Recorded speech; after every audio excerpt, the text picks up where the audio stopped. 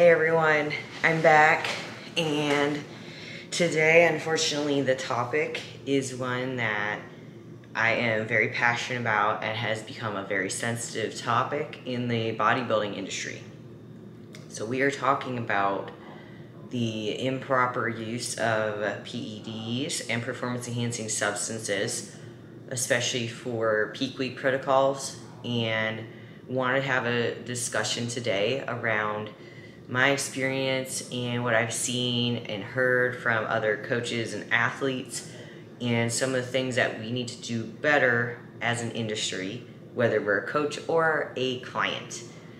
So, precursor, I'm not a doctor, I'm not a registered dietitian, not a medical professional, so you always seek advice from medical professionals before choosing to put something in your body and making sure that it's the right choice for you. And at the end of the day, I think that's the ultimate problem, is there's not enough discussion between the coach and the client around what substances they're using, and when they put them into their body, what are the potential ramifications. And that's what has enticed me to create my course, Feminine Health Enhanced, which I just finalized the date. It'll be September 9th at 6 p.m. Eastern Standard Time. So if you want to join, we'd love to have you there. We are going over all this and more in depth, specific to PEDs, performance-enhancing substances. So, what happened? Why is this conversation going about? If you aren't directly in the fitness industry, there are several videos going around Instagram and some on YouTube now about the recent death of a women's bodybuilding athlete. Her name was Elena. I don't know her last name off the top of my head.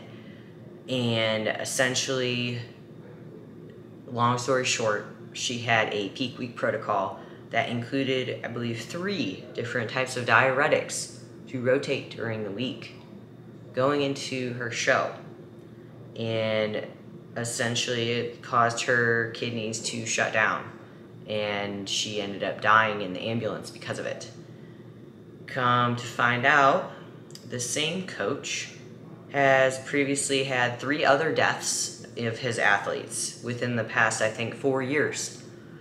And if that isn't a sign that, number one, this coach isn't caring about the health of his clients, but number 2, that there's a lot of disparity between these coaches and clients and health, here's an answer.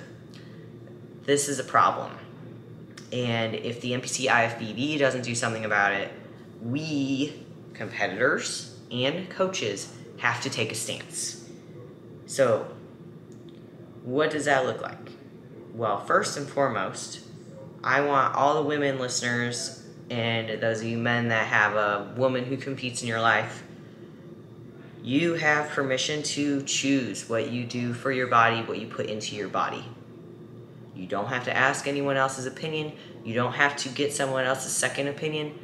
You can say no and stand firm in that. You can say yes, but have a boundary. Boundaries are healthy. And I've learned that over the past 10 years as I've had to evolve and create boundaries in different areas of my life. Not necessarily with health, but the boundaries in our lives are what ultimately create our health. So, if we don't have boundaries in place, that coach or whoever can do what they want and they expect you to follow. Which, to a point, you want to be coachable. You don't want to question everything your coach does. You don't want to have to ask, well, why are you doing this? Why are you doing that? Because then it makes you look like you don't trust them. So there's a fine balance of the coach creating that rapport and building that trust, and the client being coachable, having trust with the coach, but also saying, this is my boundary, and I'm not going to cross it. So that is more on the human element than anything else, is us women have to stand up for ourselves and create boundaries, which I know for me was hard, but I know what my end goals are. And I just spoke about this on my Instagram, was that I think a lot of women, when they're younger and starting in the sport, they're told these positive affirmations of, you have great genetics, you could be an Olympian, well, you can be a high-pay fashion model or fitness model or XYZ, you should do this.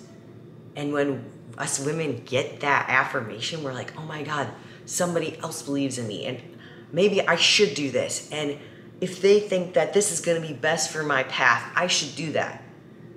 And sometimes, yes, but other times, maybe it's not the right timing. Every opportunity that comes to us isn't always meant for us. And maybe the timing isn't right. Maybe something just doesn't feel right in your gut. That's where women have a gift of intuition. So, if there's any time where you hire a new coach, or you're with your current coach, and you either don't have the discussion about enhancement, that could be a red flag. Or maybe you have the discussion about enhancement, but it's we're either doing this or we're not. That is another red flag, because the coach should be willing to tell you what these options look like, what they mean, what are the potential side effects, at least from a overarching pharmaceutical level, being able to say what these drugs do. You don't have to go into the molecular level in the science, but most people can't anyways. So being able to talk about it on a level of understanding that, this can cause your voice to change. This can cause you to get acne. This can cause your blood pressure to be elevated. This can cause your kidneys to have issues.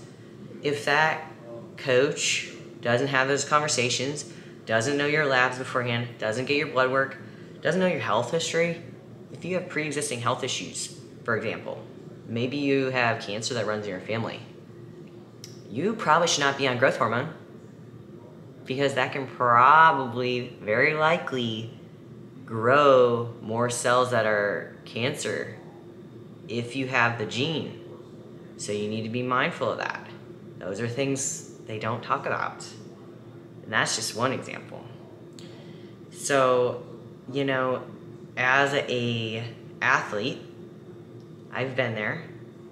I was told that I had Olympia level genetics, and I was told, Caroline, if you want to advance in this sport, you need to be enhanced, which is not true.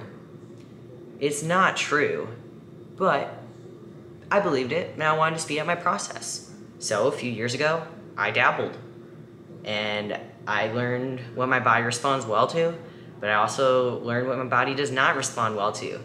And for me, I'm hypersensitive, so a very low dose of a PED, I respond very easily to. So there's no need to stack extra.